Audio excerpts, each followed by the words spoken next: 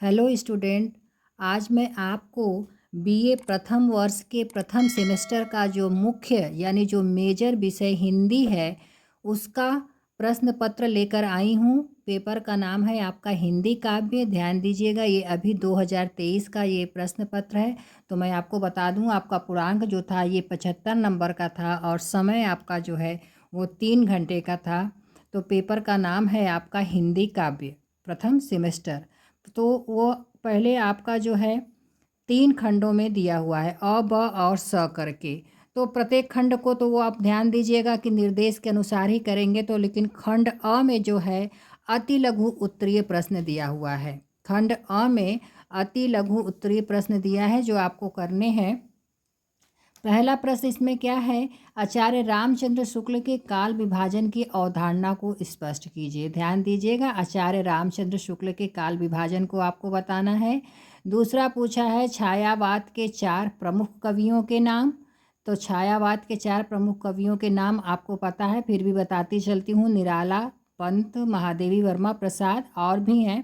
तो 4 ही पूछा है। फिर अगला प्रश्न है कबीर की भाषा पर विचार कीजिए। कबीर की क्या भाषा थी उसको आपको बताना है। अगला प्रश्न पूछा है आपका कि भारतेंदु हरिश्चंद्र का जन्म कब और कहाँ हुआ था। फिर उसके बाद पूछा है धूमिल किसका, धूमिल यानी सुदामा पांडेल धूमिल की रचनाओं के नाम बताइए। आपका ये अति लघु उत्तरीय प्रश्न था। अब खंड ब में आएंगे तो ये आपका जो है लघु उत्तरीय प्रश्न आएगा। इसमें से भी आपको 5 प्रश्न करने हैं और सभी के अंक 5-5 नंबर के हैं। तो इसमें प्रश्न क्या पूछा है कि भक्ति आंदोलन के उदय के कारणों के लिखिए। पहला जो है प्रश्न पूछा है कि भक्ति आंदोलन के उदय के कारण लिखिए। दूसरा है नई कविता की प्रमुख प्रवृत्तियाँ मतलब विशेषताओं को बताइए। तीसरा है सूरदास के भ्रमर गीत सार के पदों का सारांश बताइए। अगला उसी क्रम में है मलिक मोहम्मद जायसी के मानसरोवर खंड की समीक्षा कीजिए। केशव दास की संवाद योजना पर प्रकाश डालिए। सुमित्रा नंदन पंत की कविता यह धरती कितना देती है का सारांश लिखिए।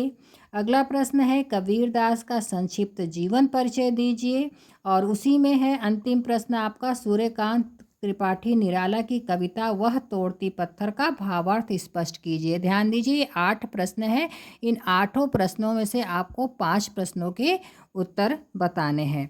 अब आपका अगला क्या आ गया, खंड स। खंड स में क्या करना है आपको, दीर्घ उत्तरीय प्रश्न। इसमें भी दीजिए, देखिएगा 8 प्रश्न दिया है। इन 8 प्रश्नों में से आपको 4 प्रश्नों के जो है उत्तर देने हैं। अब देखिए आपका क्या दिया है, आपको व्याख्या करना है। आपकी जो किताब है उस किताब का क्या नाम बताया है मैंने, उस किताब का नाम है आपका हिंदी काव्य। तो उसमें व्याख्या है। पहला व्याख्या क्या दिया हुआ है, कई दिनों तक चूल्हा रोया चक्की रही उदास, कई दिनों तक कानी कुतिया सोई उनके पास।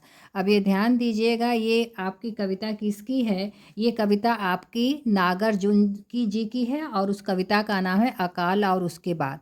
फिर अथवा है, ये दोनों में से एक करना है। अथवा में क्या दिया है, एक आदमी जो है रोटी बेलता है, एक आदमी रोटी खाता है। ध्यान दीजिएगा, एक आदमी रोटी बेलता है, एक आदमी रोटी खाता है, एक तीसरा आदमी है जो कि न रोटी बेलता है न रोटी खाता है। तो ये कविता किसकी है, तो ये कविता जो है आपकी सुदामा पांडे धूमिल जी की है और कविता का नाम है रोटी और सांसद। इसी क्रम में आगे फिर देखिए क्या दिया है, खेलत मान सरोवर गई जाय पाली पर थाड़ी भई, देखी सरोवर रह सही केली पद्मावतु सो कहे सहेली। आपको ये भी बताते चलूँ कि इन सभी कविताओं का व्याख्या भाग भी मैंने जो है कि बनाकर वीडियोस की डाली हुई है।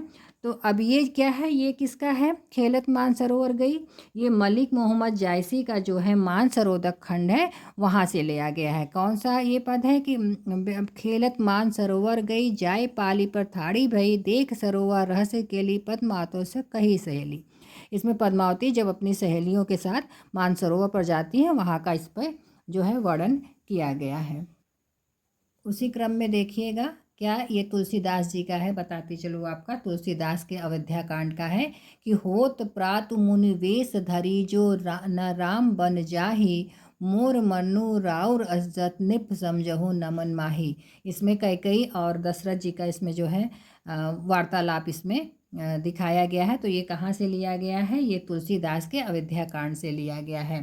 फिर इसी क्रम में आगे आपका प्रश्न क्या पूछा है कि कबीर दास की भक्ति भावना पर प्रकाश डालिए। प्रश्न क्या पूछा है कि कबीर दास की भक्ति भावना पर ध्यान दीजिएगा, ये सारे विस्तृत क्वेश्चन है। कबीर दास की भक्ति भावना पर प्रकाश डालिए। अगला उसी क्रम में है तुलसीदास का काव्य समन्वयों की विराट चेतना पर आधारित है, सिद्ध कीजिए। उसी क्रम में पूछा है बिहारी की दोहे जो है गागर में सागर है, इस कथन को समझाइए।